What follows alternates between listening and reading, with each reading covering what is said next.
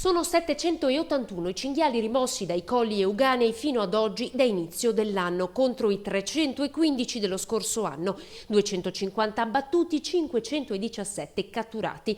Ancora pochi mesi e si potrà raggiungere la quota di 899 ungulati registrata nel 2013.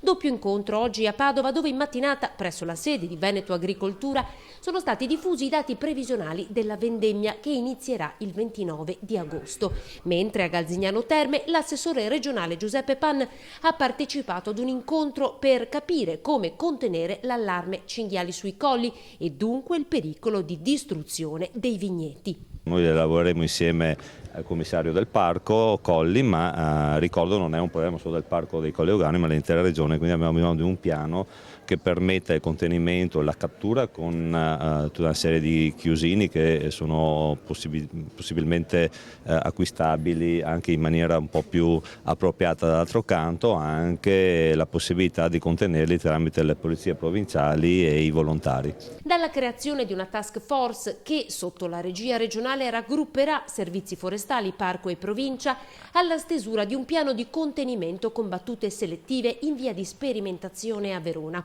Veneto Agricoltura, con i suoi tecnici, ha dato stime positive per quantità e qualità delle uve quest'anno.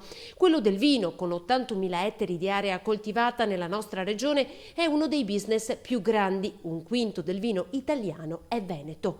Il Veneto esporta quasi 2 miliardi di euro di vino, 1,8 miliardi, e questo rappresenta un terzo della quantità di vino esportata da tutta l'Italia. Quindi il Veneto ha un ruolo sicuramente molto importante.